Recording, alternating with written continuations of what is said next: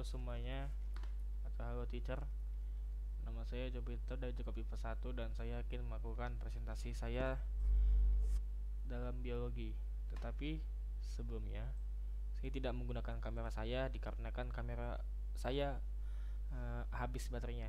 Jadi saya menggunakan audio dan PowerPoint sebagai media presentasi saya. Jadi saya mulai. Apa itu biogeokimia?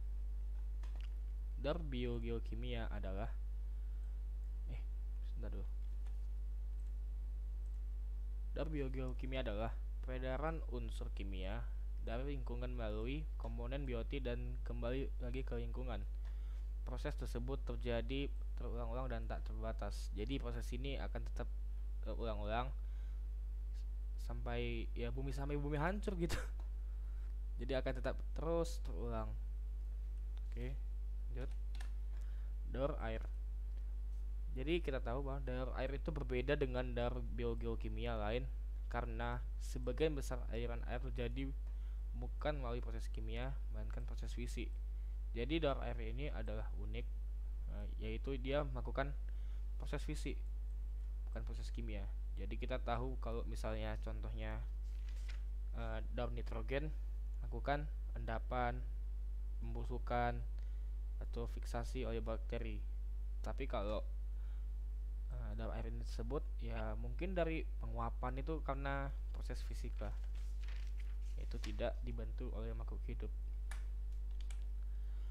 Air mempertahankan bentuknya sebagai H2O kecuali terjadi perubahan kimia dalam proses fotosintesis. Sumber air di alam yaitu lautan, danau, rawa, waduk, dan sungai. Di dalam tubuh makhluk hidup, air berperan sebagai pelarut, berfungsi mentransfer zat, makanan, dan sisa metabolisme, mengatur tekanan osmosis sel, mengatur suhu tubuh, dan media berbagai reaksi kimia di dalam tubuh. Tubuh di sini bisa semua makhluk hidup ya, contohnya hewan, manusia, dan tumbuhan. Jadi ini adalah siklus daur air atau hidrologi. Jadi awal mula dari sungai, danau, waduk itu menguap ke awan. Dari tumbuhan juga menguap ke awan. Ada juga yang transpirasi. Transpirasi itu saya sudah rangkum. Ada pengeluaran air dari stomata. Jadi tumbuhan ini walaupun ada yang misalnya dari tanahnya, dari daunnya juga bisa menguap ke awan. Lalu dari awan mengalami kondensasi, yaitu pengembunan menjadi titik-titik air yang ada di awan.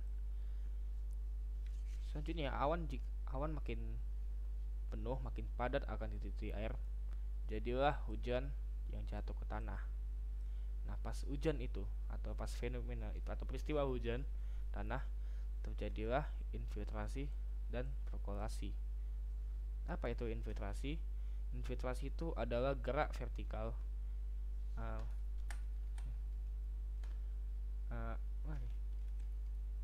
infiltrasi. Saya belum tulis. Infiltrasi adalah gerak vertikal air hujan masuk ke dalam tanah. Lalu ada juga peristiwa perkolasi, yaitu air akan bergerak terus mengikuti gravitasi bumi.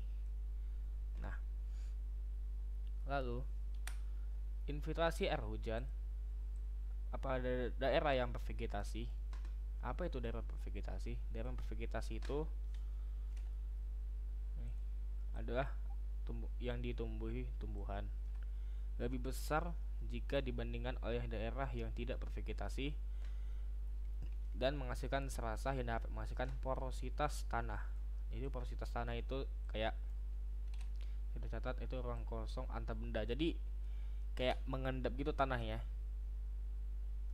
Oke. Selanjutnya, air di dalam tanah kan ada yang dibutuhkan oleh makhluk hidup. Misalnya hewan dibutuhkan untuk minum, atau tumbuhan untuk berfotosintesis, atau manusia untuk kehidupan mereka. Tetapi ada juga yang mengalir ke laut. Dan jika di laut evaporasi lebih tinggi daripada presipitasi, yaitu sebaliknya juga di sini. Di darat presipitasi lebih tinggi daripada evaporasi dan transpirasi. Kok transpirasi?